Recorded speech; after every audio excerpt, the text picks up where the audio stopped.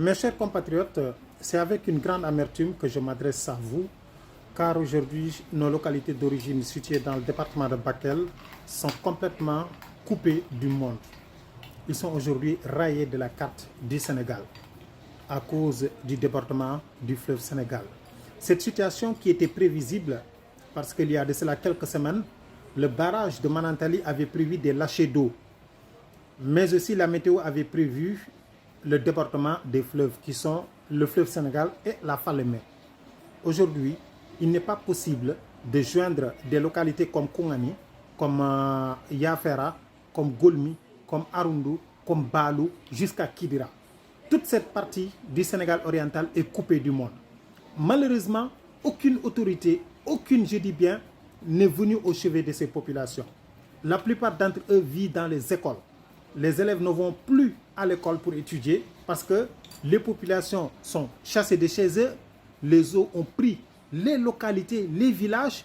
Il n'y a pas de sapeurs-pompiers, il n'y a pas de militaires, il n'y a pas de gendarmerie.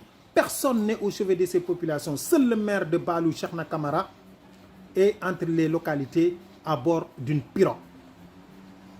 Vous comprendrez que ces pauvres populations sont complètement abandonnées par le gouvernement. Des indépendances à nos jours, ça a toujours été comme ça.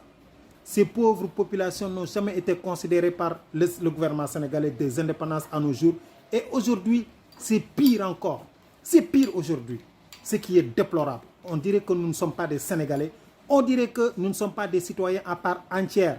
Peut-être que nous sommes des Maliens ou des Mauritaniens. Et le gouvernement a intérêt à nous éclaircir la lanterne. Car il y a seulement de cela quelques jours, la localité de Ngidjulon a été inondée. Ce n'était même pas une inondation catastrophique. Ce sont seulement les Kolangal, les bas-fonds de Matam qui ont été envahis par les eaux. Toute la République a été mobilisée pour venir au chevet des populations de Matam et de Ngidjulon. Mais aujourd'hui, le Goy supérieur du département de Bakel qui est complètement rayé de la carte et le Goy inférieur lui-même aussi est menacé. Le gouvernement est statu quo. Aucun gouverneur, ni un préfet, encore moins un ministre ou un directeur ne s'est préoccupé de ces pauvres populations qui ont tout perdu dans les eaux aujourd'hui.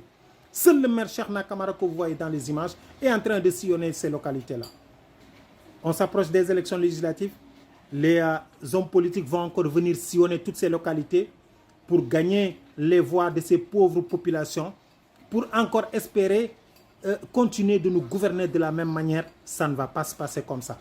Et on attire l'attention de Bassirou Diomaye Faye sur cette catastrophe naturelle qui continue, car le fleuve continue de monter. Et ce n'est pas une surprise, car la direction de Manantali avait prévu des lâchers d'eau et des inondations. Et aujourd'hui, voici toutes ces localités qui sont inondées et ces pauvres populations qui sont laissées à elles-mêmes.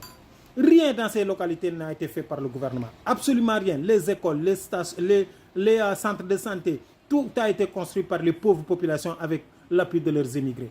Mais de grâce, il faut qu'on considère un peu ces pauvres populations du Sénégal oriental, jadis appelé aussi le Sénégal oublié. Le gouvernement de Bassirou Diomaye Faye est en train d'observer ces pauvres populations sans pour autant lever le petit doigt pour espérer les sauver de cette situation catastrophique qui continue encore de perdurer.